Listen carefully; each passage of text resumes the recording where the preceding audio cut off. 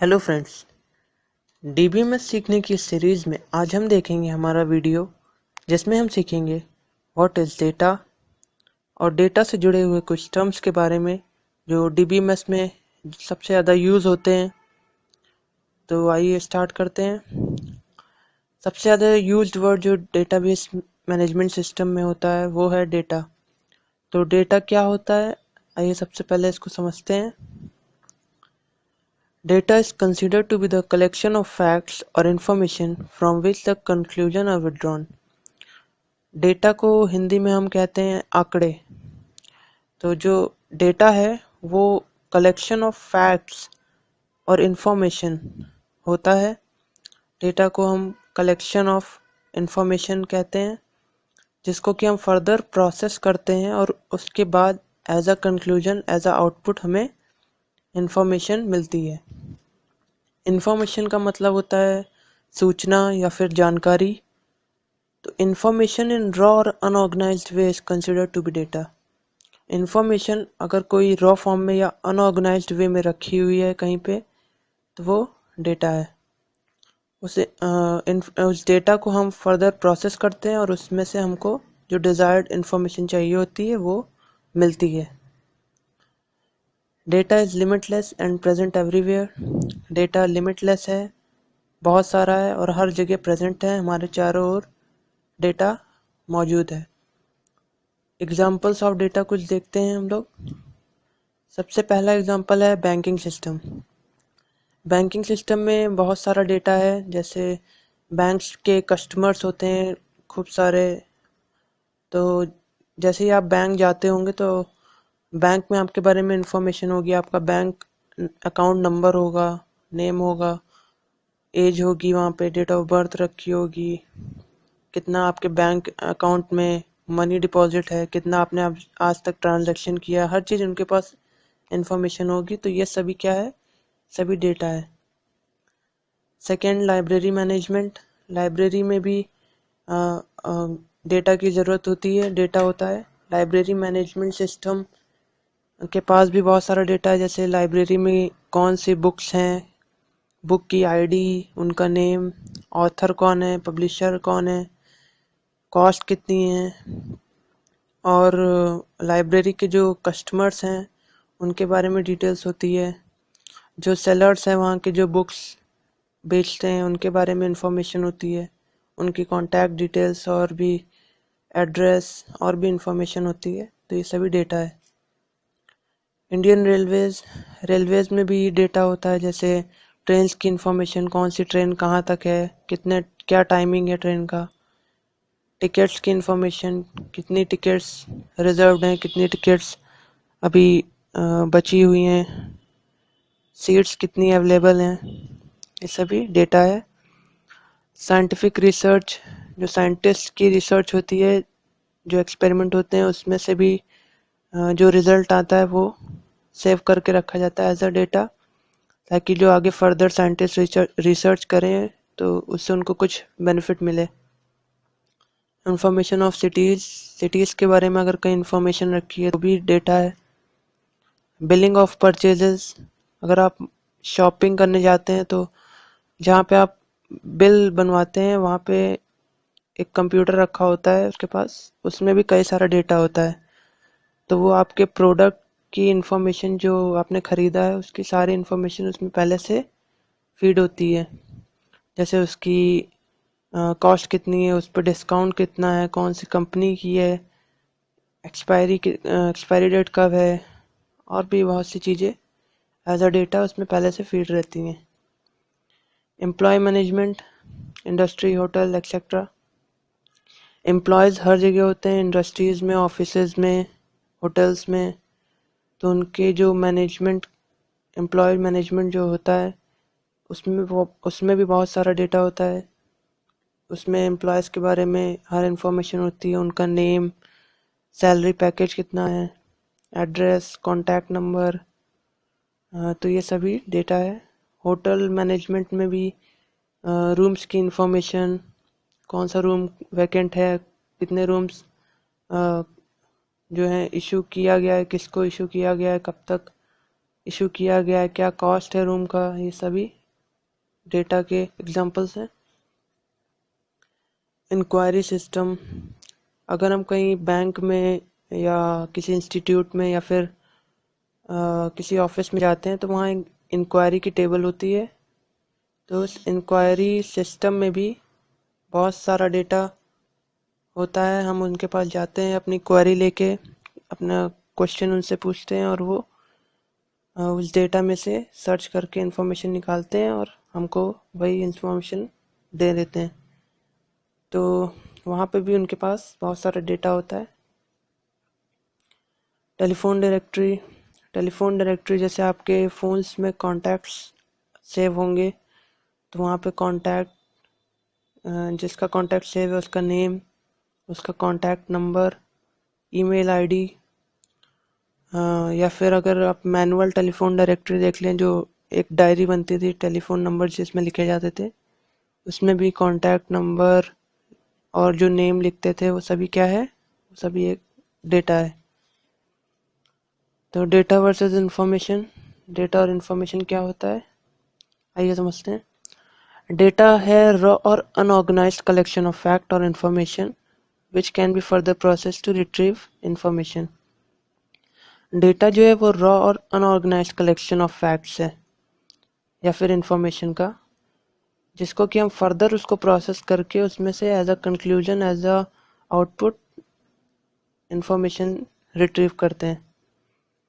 For example, अगर class में आप देखें तो स्टूडेंट के बारे में इंफॉर्मेशन रखी है, स्टूडेंट का नेम रखा है, फ़ोन नंबर रखा है, एड्रेस रखा है, ये सभी डेटा के एग्जांपल्स हैं। अब ये एक सेंटेंस है इंग्लिश का, ये डेटा का एग्जांपल है। Table, book, the, on, kept is the. ये एक अनऑर्गेनाइज्ड वे में रखा हुआ है, जम्बल्ड करके रखा हुआ है, इसका कोई मीनिंग नहीं निकल रहा है। इन्फॉर्मेशन क्या होता है, इन्फॉर्मेशन है process data is called as information. जब हम डेटा को प्रोसेस करते हैं तो उसमें से जो आउटपुट जनरेट होता है वो इन्फॉर्मेशन होता है। Information can be concluded from data. Information जो है एज आउटपुट हमें डेटा से मिलता है। For example, the book is kept on the table, जो ऊपर ये लाइन दी थी, table, book, the, on, kept is the, ये डेटा का एग्जाम्पल था। इसमें अनऑर्गेनाइज्ड वे में हमको डेटा मिला है। अगर हम इसको प्रोसेस करें और फिर उसको अरेंज करके रखें तो ये इंफॉर्मेशन मिल रही है हमको। The book is kept on the table, मतलब कि बुक है, बुक जो है वो टेबल के ऊपर रखी हुई है, तो ये इंफॉर्मेशन है। अब अगला है प्रोग्राम वर्सेस सॉफ्टवेयर। प्रोग्राम और सॉफ्टवेयर्स क्या होते हैं। प्रोग्राम होता है set of instruction given by user to perform some useful task related to data. Program वो सेट ऑफ इंस्ट्रक्शन है जो हम कंप्यूटर को देते हैं, यूज़र कंप्यूटर को देता है कुछ टास्क डेटा पर परफॉर्म करने के लिए। तो प्रोग्राम, जैसे कोई भी प्रोग्राम है, एडिशन का प्रोग्राम कोई चल रहा है तो हमने उसमें डेटा दिया 2 और 3, तो एडिशन का प्रोग्राम अगर चल रहा है तो उसमें ऐड करके वो हमको आउटपुट देगा 5। तो ये डिज़ायर्ड ऑपरेशन इसमें एडिशन था तो उसने ऐड करके हमको इंफॉर्मेशन, जो मतलब प्रोग्राम जब रन हो रहा था तो हमने डेटा दिया 2 और 3, उसने हमको डिज़ायर्ड ऑपरेशन एडिशन परफॉर्म करके 5 दिया। सॉफ्टवेयर क्या होता है। It is the set of different types of program collaborated together in a package to perform many task on data. Software होता है डिफरेंट टाइप्स ऑफ प्रोग्राम्स को अगर कोलैबोरेट करके एक साथ रख के एक पैकेज उनका बना दिया जाए, जिससे कि हम उस डेटा पर कई सारे डिफरेंट ऑपरेशंस हम परफॉर्म कर सकें, तो उसको हम सॉफ्टवेयर बोलते हैं। सॉफ्टवेयर प्रोग्राम्स को, डिफरेंट प्रोग्राम्स को मिला के एक जो पैकेज बनता है वो एक सेटअप फाइल होती है, उसको हम अपने सिस्टम पर इंस्टॉल करके यूज़ कर सकते हैं। तो सॉफ्टवेयर जो है वो सेट ऑफ प्रोग्राम्स है, डिफरेंट टाइप्स ऑफ प्रोग्राम्स है। प्रोग्राम जो है वो सेट ऑफ इंस्ट्रक्शन है given by user to perform useful task. तो सॉफ्टवेयर में हमारा प्रोग्राम भी होता है और जो हम डेटा देते हैं सॉफ्टवेयर प्रोग्राम को वो भी होता है। तो अब टाइप्स ऑफ सॉफ्टवेयर कितने टाइप्स के होते हैं? सॉफ्टवेयर बेसिकली 3 टाइप्स के होते हैं। पहला है सिस्टम सॉफ्टवेयर, जैसे कि ऑपरेटिंग सिस्टम। सिस्टम सॉफ्टवेयर वो सॉफ्टवेयर होते हैं जो कि हमारे सिस्टम को रन करने के लिए मस्ट होते हैं। उनकी प्रेजेंस सिस्टम को रन करने के लिए ज़रूरी होती है। अगर वो नहीं होंगे तो हमारा सिस्टम रन नहीं होगा। जैसे ऑपरेटिंग सिस्टम में हमारा विंडोज़, लाइनक्स, मैक, ये सब हमारे ऑपरेटिंग सिस्टम है। सेकेंड है एप्लीकेशन सॉफ्टवेयर, जैसे कि नोटपैड, कैलकुलेटर या फिर कोई एडोबी PDF रीडर जो होता है, ये सब एप्लीकेशन सॉफ्टवेयर्स हैं। एप्लीकेशन सॉफ्टवेयर किसी पर्टिकुलर स्पेसिफिक टास्क को परफॉर्म करने के लिए बनाए जाते हैं। किसी जैसे नोटपैड बनाया गया है उस पर कुछ टेक्स्ट लिखने के लिए। कैलकुलेटर मैथमेटिकल्स ऑपरेशन जैसे एडिशन, सब्ट्रैक्शन, मल्टीप्लिकेशन, इन सब को परफॉर्म करने के लिए बनाया गया है। ब्राउज़र इंटरनेट सर्फ करने के लिए बनाया गया है। ये सब एप्लीकेशन सॉफ्टवेयर्स हैं। थर्ड है यूटिलिटी सॉफ्टवेयर, इनको हम रिकवरी सॉफ्टवेयर कहते हैं। रिकवरी सॉफ्टवेयर वो सॉफ्टवेयर है जैसे अगर हमसे कोई फाइल बाय चांस डिलीट हो जाती है हमारे सिस्टम से, और वो साइकिल बिन से भी अगर डिलीट हो जाती है, तो रिकवरी सॉफ्टवेयर हमको हेल्प करते हैं उसको दोबारा रिकवर करने में, दोबारा से उसको गेन करने में, दोबारा से हम उस फाइल को ला सकते हैं। तो अब बेनिफिट्स देखते हैं सॉफ्टवेयर के क्या होते हैं। वैसे तो सॉफ्टवेयर बनाया जाता है डेटा को मैनेज करने के लिए। सॉफ्टवेयर की यही डेफिनेशन है, software are made to manage our data. लेकिन सॉफ्टवेयर के कई सारे बेनिफिट्स हो सकते हैं। इसमें से कुछ बेनिफिट्स यहाँ पे लिखे हुए हैं, जैसे less time needed to perform work. Software less time लेता है कोई भी काम को करने के लिए।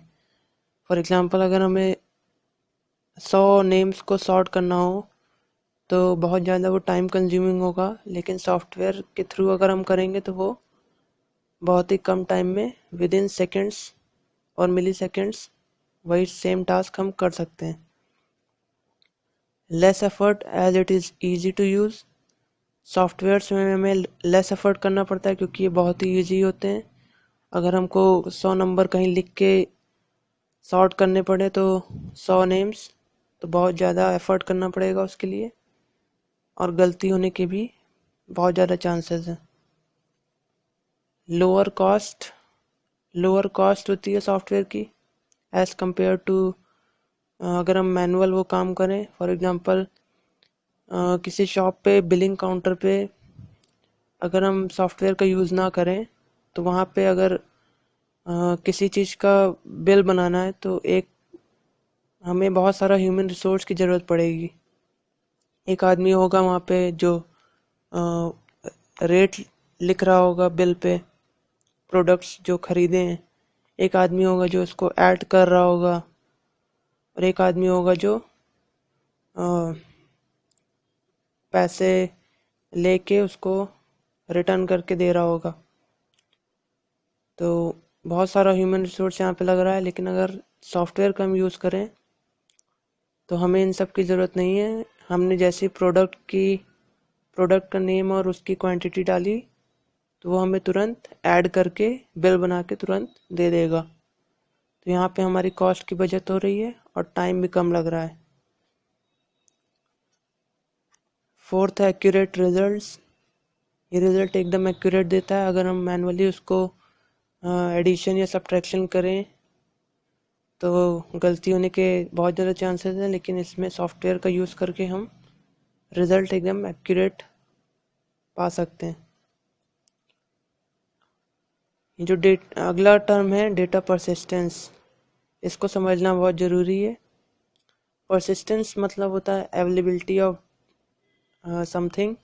यहाँ पे डेटा परसिस्टेंस का मतलब है availability of data for use.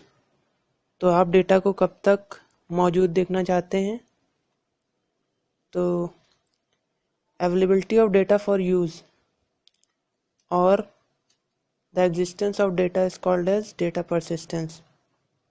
किसी डेटा का कब तक एग्जिस्ट कर रहा है वो, इस टर्म को हम डेटा परसिस्टेंस कहेंगे। कब तक हम उस डेटा को यूज़ कर पा रहे हैं। तो जैसे ही प्रोग्राम कोई रन होता है तो वो उसको मेमोरी मिलती है रैम में। अगर हम कोई डेटा उसमें देते हैं प्रोग्राम के रन होते टाइम, तो वो एज अ वेरिएबल रैम में स्टोर होते हैं। लेकिन जैसे ही प्रोग्राम एंड होता है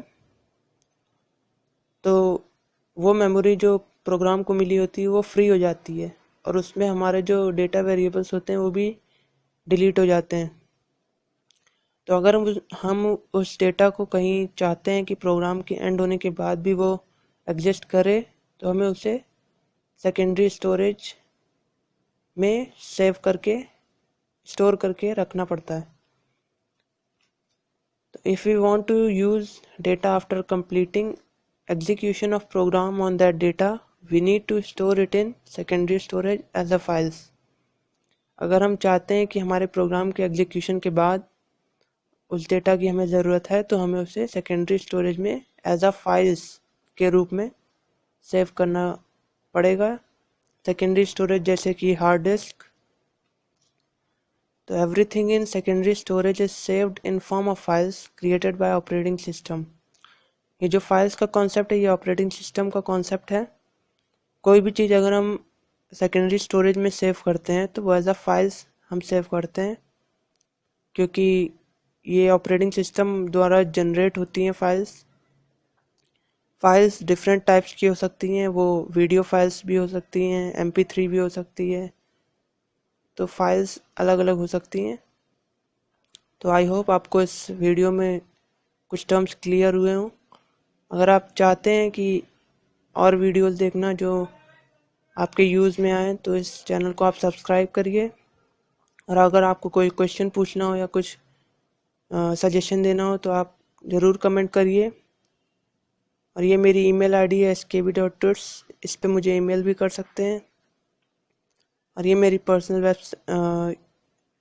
ये learndbms.tk ये मेरी वेबसाइट है। इस पे आप जाएंगे, इस पे आपको सारे वीडियो के लिंक्स लाइन वाइज मिल जाएंगे, तो आप यहाँ पे जाके देख सकते हैं वीडियोस।